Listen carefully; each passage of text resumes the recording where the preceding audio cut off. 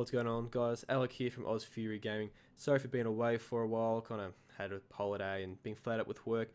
It also felt like too, I didn't really have any need to cover the news that's been coming from RSI. It's been fairly self-explanatory and didn't really feel like I could shine any more light on the situation, so I just left it be.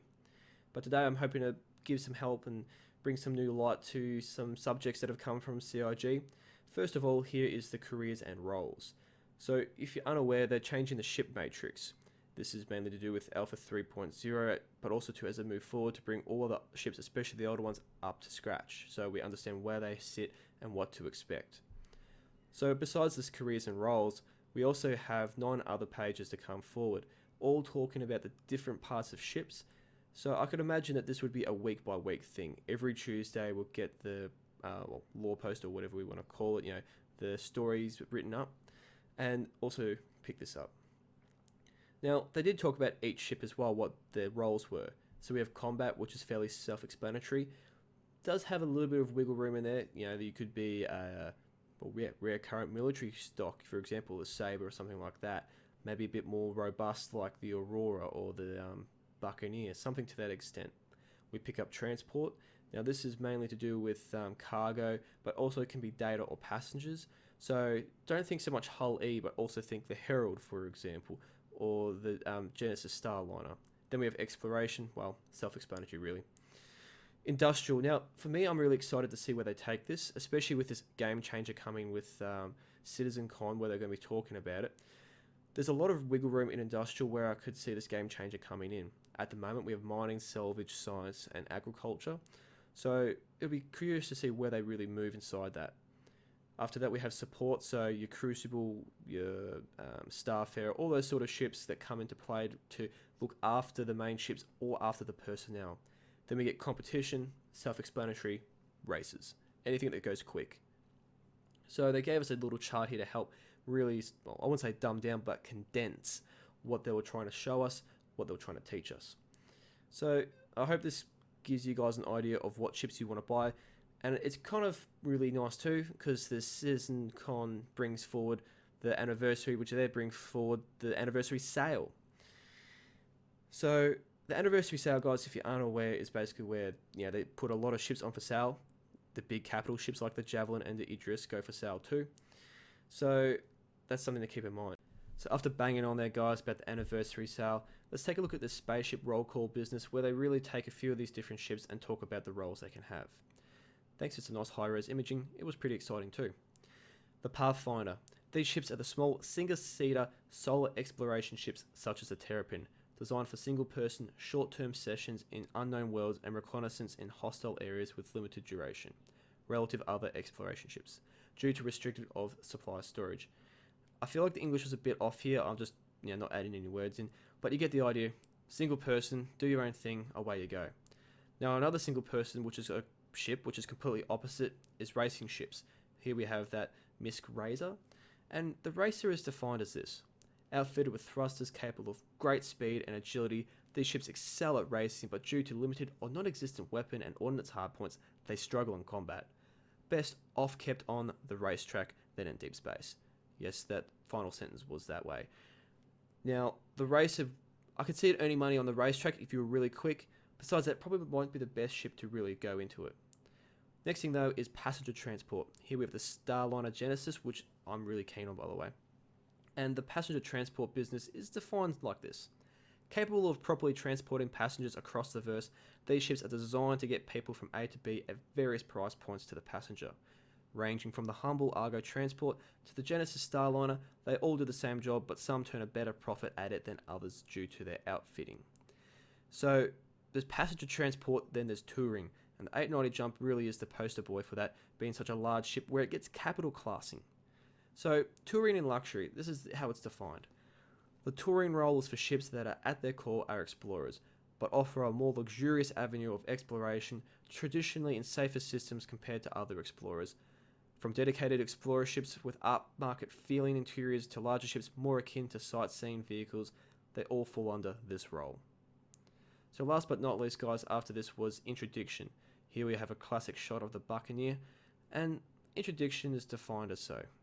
Combining the former roles of Interceptor and Interdictor, The interdiction role are for ships that are the first response to combat, designed to get there fast and destroy or hold the enemy up until reinforcements arrive for backup. So as we can see, multiple different roles there. Now interdiction falls into that combat role, touring, sort of goes to exploration, and you get the gist of how this all works. So after looking at that, guys, there are a few FAQs about, what people might be thinking. So what do the other roles in exploration mean? Well, exploration is really quite a vast, large area. I don't know the two mean the same thing, but it is, right? You can get your single-seater Explorer like the 300i, or you can get your Constellation Aquila, or anything like that, so it really blows up. Second question was, why has my ship changed role from what it was introduced as?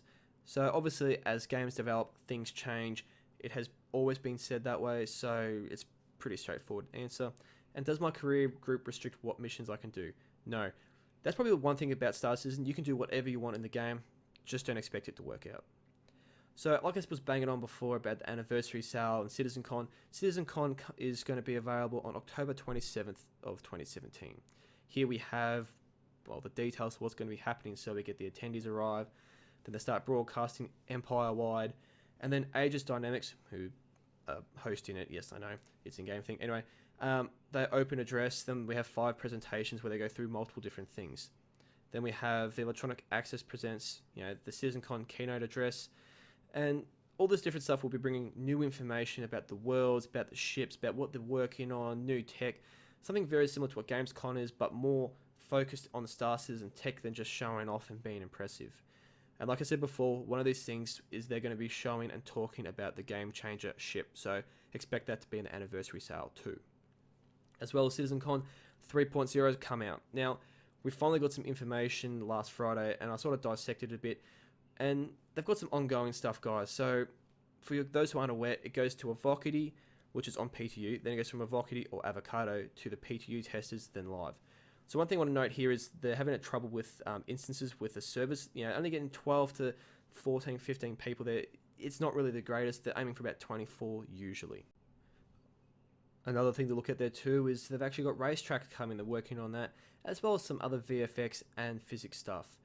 I heard somewhere from the Facebook pages that apparently they're having some issue with the Nox and Dragonfly with physics, but it's just what it is.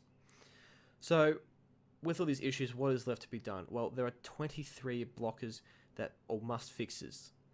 Now, as we can see here, they're starting to get into the early start of November there. Honestly, I don't expect this patch to hit the PTU servers for Concierge until at least middle of November, sort of bordering on start of December. There's a lot of things server-wise that I can see that need to be fixed. So moving on, guys, from all the MMO stuff, we have the single-player campaign of Star Citizen Squadron 42. Now, CitizenCon won't feature any of this. It'll be left to the holiday live streams to see all this beautiful action. I'm pretty keen for it. I probably would actually not watch it if it wasn't for the fact I was running a YouTube channel, because I would actually like to wait until to see it all in one hit, but it is what it is. So here we have a weekly sneak peek too, thanks to the emails that CIG send us. Here we have a reclaimer stumbling upon a starfarer. Notice this little searching drone out and about. So this is really nice to see. In the description, it mentions that it introduces you to a ship you'll see in Squadron 42. Curious to know if they mean the reclaimer or the starfarer, like what's going on there. So Citizen of the Stars, guys, bought us some subscriber information. The hard copy of Jump Point, which is volume 3 by the way, has got its testing book back. They're actually having a look at it, so that's nice to see. The October subscriber town hall is on its way, and the subscriber flare for the month is the Caterpillar and the Dragonfly schematics. Now, obviously, too, we get ships of the month to fly, and this time we get 5 beauties: the Freelancer, 300i, the Hornet, the infamous Aurora, as well as the Constellation Andromeda. These 5 ships were sent out when the Kickstarter took off, so beautiful to see them. I'm going to have a lot of fun with them, and you'll see what I mean. That finishes me, guys. Thanks for joining in, and hope to catch you around the verse. Toodaloo.